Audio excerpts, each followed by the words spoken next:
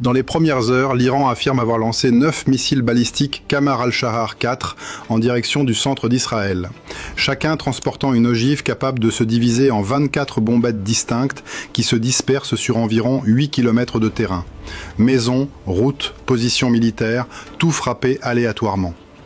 Les gardiens de la Révolution ont confirmé cela, comme la vague 64 de l'opération Vraie Promesse 4, et ils l'ont qualifié du plus grand package de frappes coordonnées de toute la guerre.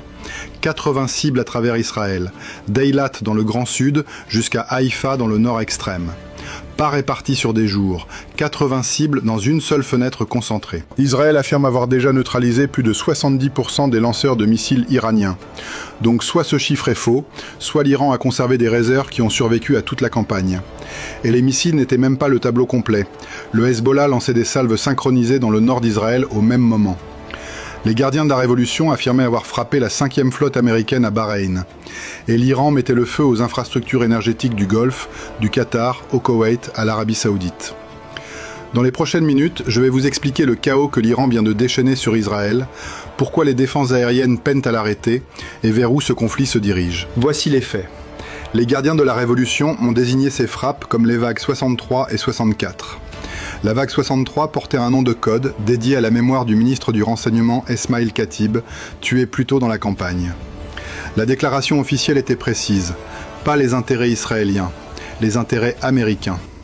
L'Iran dit directement à Washington que les infrastructures énergétiques appartenant aux parties prenantes américaines constituent désormais une catégorie de cible permanente. La vague 64 visait autre chose. L'aéroport Ben Gourion, décrit comme le principal lieu de rassemblement pour les opérations de combat et les activités de soutien. Haïfa, où les troupes et les infrastructures de raffinage sont concentrées. Rishon LeZion, une ville de plus de 250 000 habitants dans le centre d'Israël. Et les avions ravitailleurs. Ce dernier point compte. L'Iran essaie de détruire la flotte de ravitaillement aérien israélienne. C'est la capacité qui permet aux jets F-35I de voler des missions de frappe profonde en territoire iranien. Détruisez les ravitailleurs et ces missions à longue portée deviennent beaucoup plus difficiles. Les gardiens de la Révolution ont aussi affirmé avoir frappé le quartier général de la 5e flotte à Bahreïn. Bahreïn seul a intercepté près de 300 missiles et drones depuis le début de cette guerre. Une petite nation du Golfe qui absorbe un volume de feu qui mettrait à rude épreuve la plupart des membres de l'OTAN. Maintenant le Qamar al-Shahar 4. C'est là que le tableau tactique change et que la plupart des reportages ratent ce qui compte vraiment. La plupart des gens entendent missiles à ogives multiples et imaginent quelque chose se divisant en 2 ou 3 morceaux. En réalité, le Qamar al-Shahar 4 peut libérer jusqu'à 24 bombettes depuis une seule ogive, chacune transportant environ 5 kg d'explosifs haute puissance. Elle se disperse sur un rayon de 8 km, tombant à grande vitesse sur tout ce qui se trouve en dessous.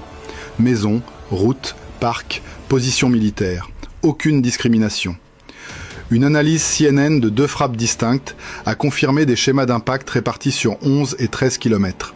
Distribution aléatoire. Le missile mesure 13 mètres de long, 20 tonnes au lancement. Carburant hypergolique liquide qui peut rester dans les réservoirs pendant des années, réduisant la préparation au lancement à environ 12 minutes. Mach 16 hors atmosphère, Mach 8 à l'intérieur. Et l'ogive se sépare pendant la phase terminale, ce qui signifie qu'au moment où elle atteint la zone cible, l'intercepteur poursuit un objet détaché à vitesse extraordinaire. Le Qamar al-Shahar 4 embarque aussi un système de navigation à mi-parcours qui corrige la trajectoire hors de l'atmosphère dans une phase où la guerre électronique au sol ne peut pas l'atteindre.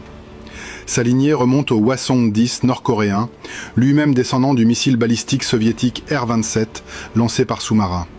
Une arme avec des décennies d'ingénierie derrière elle. Et voici le problème structurel pour les défenses israéliennes. L'Arrow intercepte les missiles balistiques à haute altitude, bien.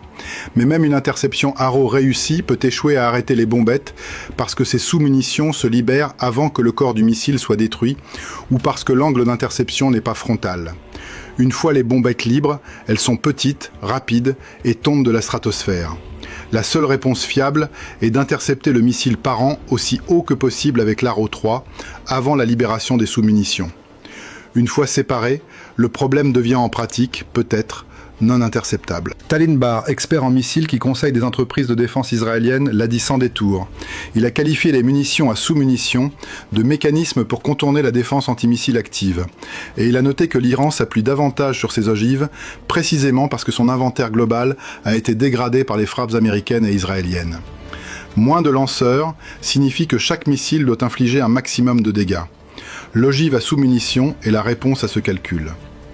Un responsable militaire israélien a reconnu officiellement que les défenses aériennes du pays sont parmi les meilleures au monde, puis a immédiatement ajouté que la défense n'est pas hermétique.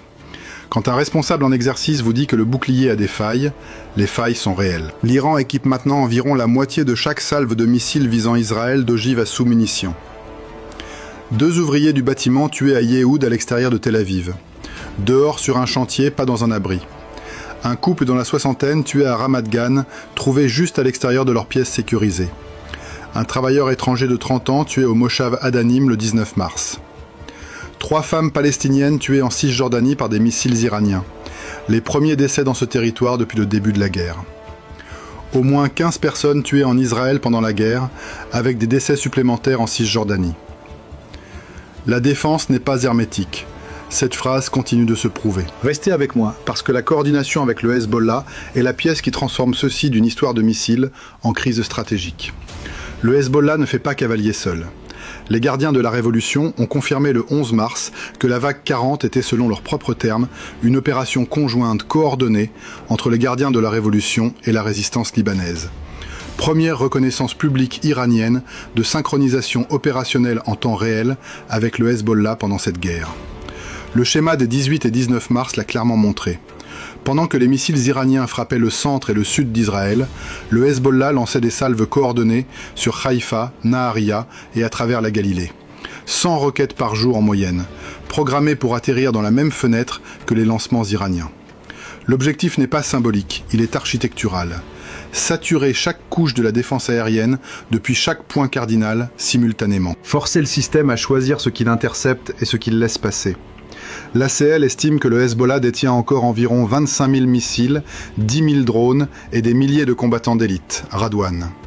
Depuis le 3 mars, le groupe a revendiqué plus de 280 vagues d'attaques. Israël a répondu avec plus de 250 frappes au Liban. Les forces terrestres poussent au sud du Litanie. Plus d'1 million de Libanais déplacés, près de 20% de la population entière du pays. Plus de 968 personnes tuées, dont plus de 100 enfants. Le général de division Rafi Milo, chef du commandement Nord, a qualifié la réentrée du Hezbollah de grave erreur, avant d'avertir que l'intensité des frappes va augmenter. Ce n'est pas le langage d'un commandant qui voit une résolution rapide. La dimension énergétique est maintenant la partie qui devrait vous alarmer plus que tout décompte de missiles. Le 18 mars, Israël a frappé South Pars en Iran, la plus grande réserve de gaz naturel de la planète, partagée avec le Qatar. Le président iranien Pezeshkian a averti de conséquences incontrôlables qui pourraient engloutir le monde entier. En quelques heures, les gardiens de la Révolution ont riposté contre des cibles énergétiques à travers le Golfe.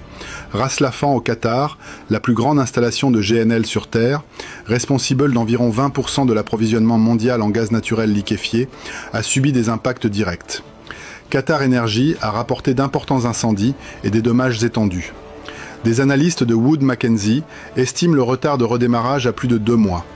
La raffinerie de Yanbu en Arabie Saoudite frappée. Les Saoudiens réacheminaient leurs exportations via la mer Rouge pour contourner Hormuz. L'Iran a frappé la route alternative. 2 raffineries koweïtiennes incendiées. Abshan et le champ de Bab aux Émirats fermés. Le Qatar a expulsé les attachés militaires iraniens. 24 heures pour partir.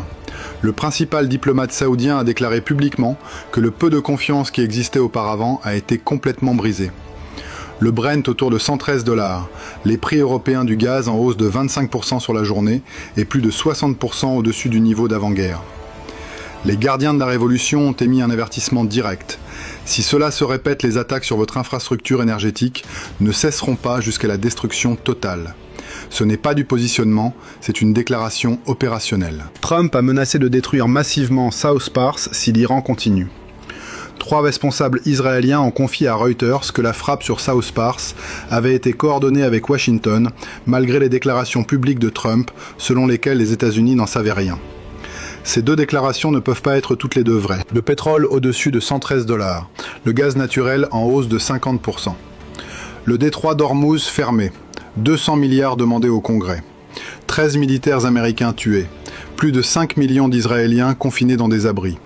Le médiateur israélien a déclaré le manque d'abris adéquats dans le Nord comme un danger urgent.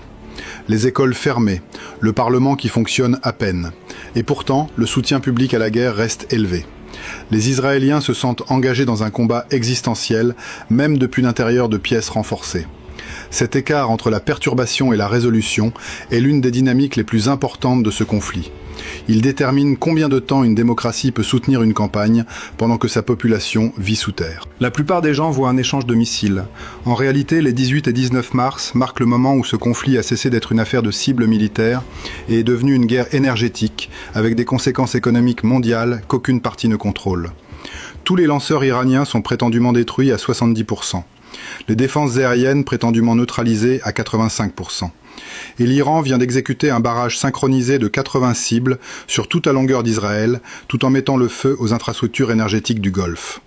Soit les évaluations de dommages sont surestimées, soit l'Iran a conservé des réserves dispersées qui ont survécu. Les deux explications ont des implications sévères. La question qu'aucun gouvernement en Amérique, en Iran ou en Israël n'a publiquement répondu est la seule qui compte maintenant. À quoi ressemble la victoire quand l'économie mondiale absorbe les dégâts? Et le silence sur cette question de chaque capital impliqué devrait préoccuper quiconque fait attention. Merci d'avoir regardé. Rejoignez la discussion dans les commentaires. Qui, selon vous, gagne cette guerre? La situation est-elle en train de déraper? Dites-le moi. Abonnez-vous et likez pour rester informé. À très bientôt.